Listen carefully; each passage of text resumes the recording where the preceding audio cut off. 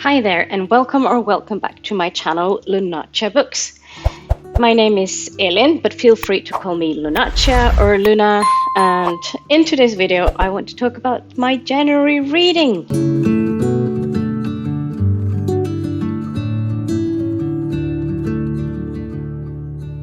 Let's start with the stats. If you're not interested in the numbers, feel free to jump over to the books. I will leave timestamps so it would be easy to find.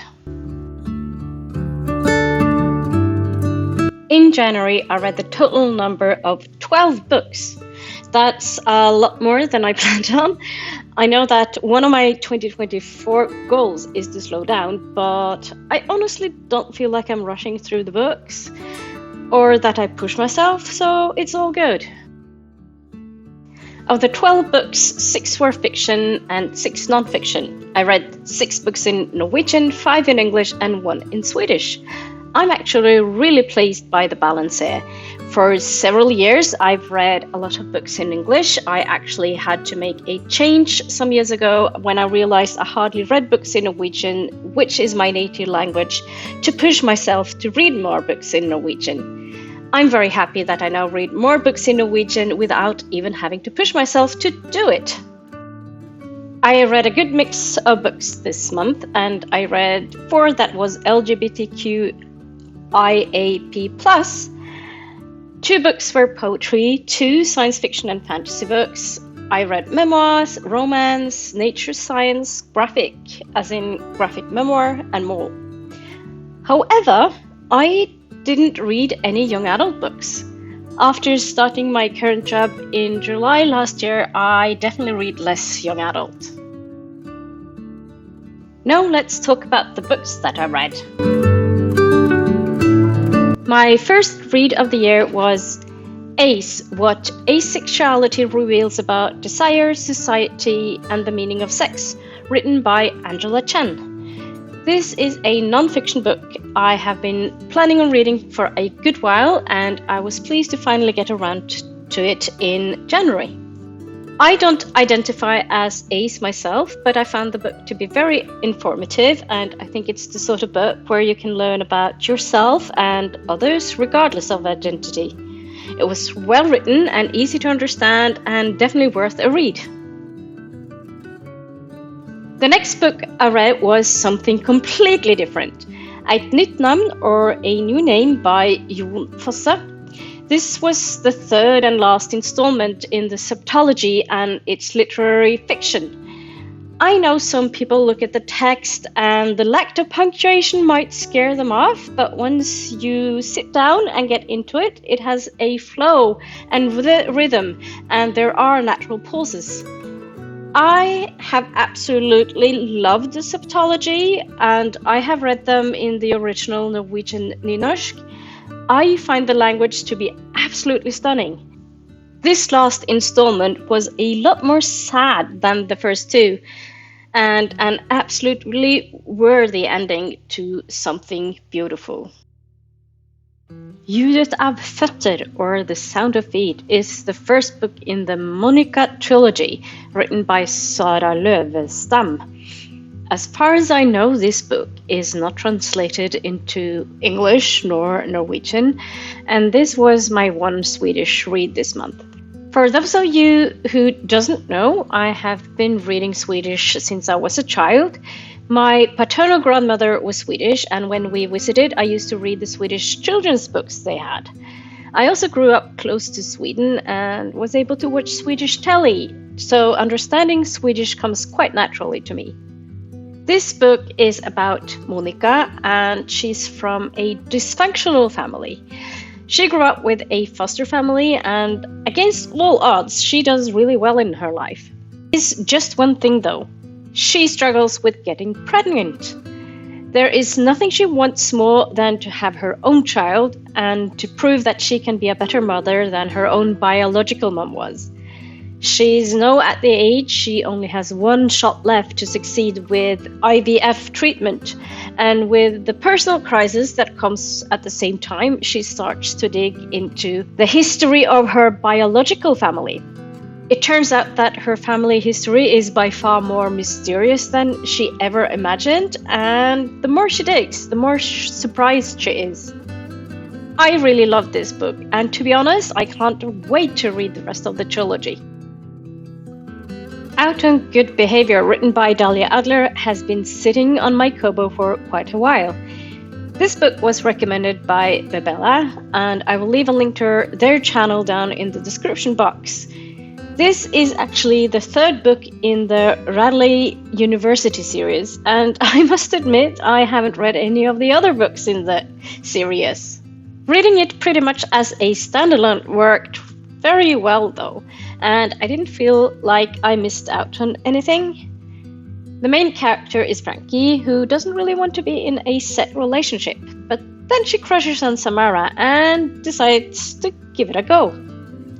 I didn't expect this book to be very deep. It's romance after all, so the lack of anything more complex didn't bother me. I must warn you though, it was at times very spicy, so if you don't like reading that at all, you might steer clear of it. The book has on-page pansexual representation, which I'm always really grateful for, and all in all, I actually did enjoy it. Anne Sverdrup-Thygeson is a Norwegian biologist and a professor at the Norwegian University of Life Sciences in Ås here in Norway. She has written a few books on insects, among other things, and some of them has been translated into English.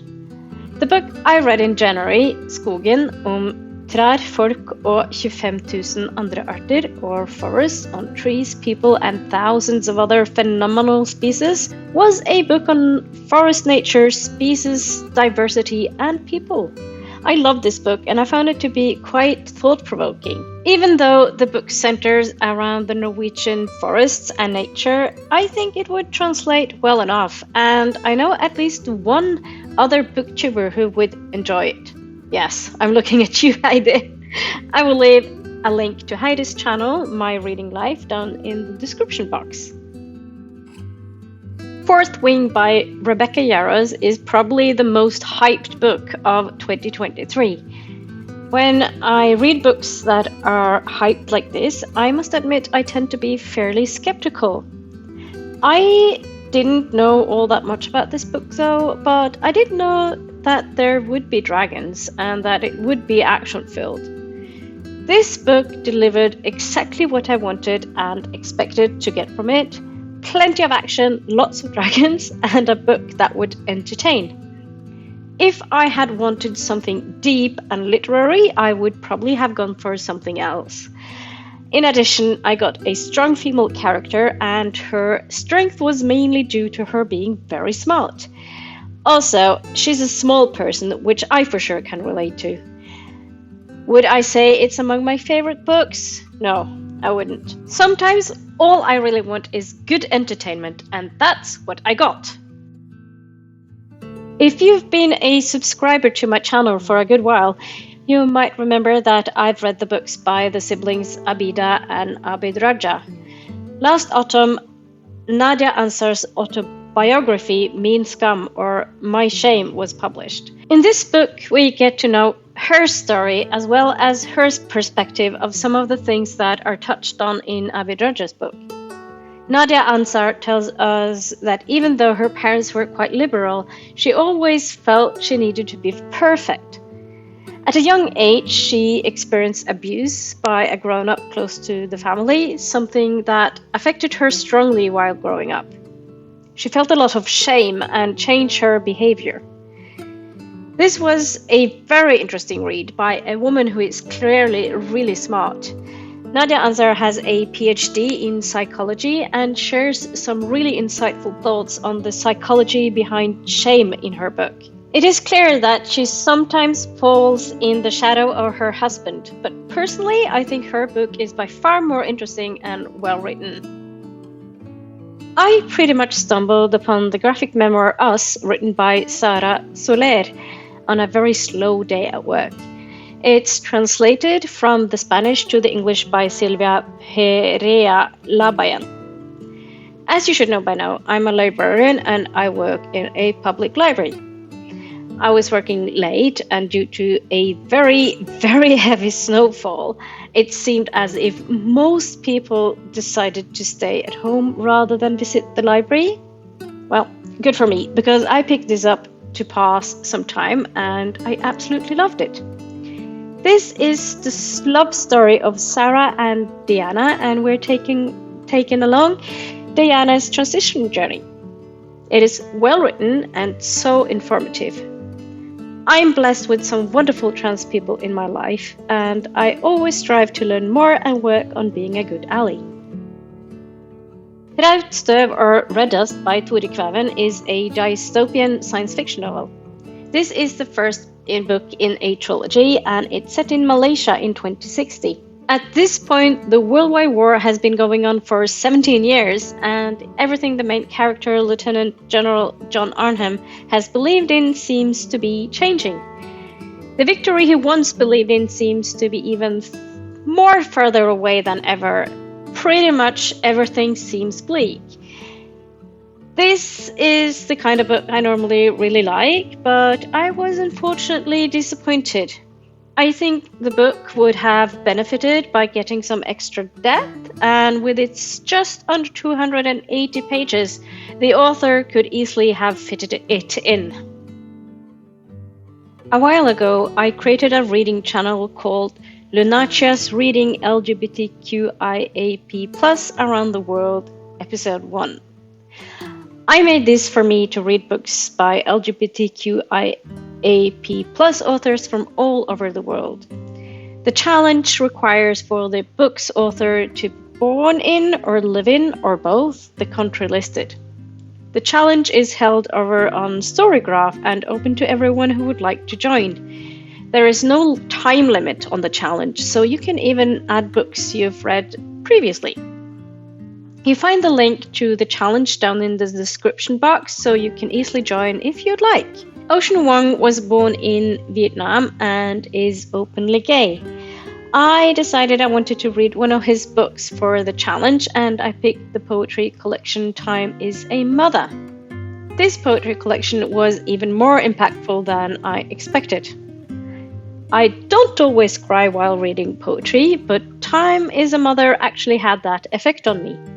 It's a beautifully written collection of poems, and it touches on themes like racism and homophobia. I recently picked up Våren gammel, mann, or The Spring is an Old Man, by Annabelle Despard at the library and decided to read it next. It was probably not a good idea to read this poetry collection shortly after reading Time is a Mother, because it really didn't feel like it was at nearly the same level.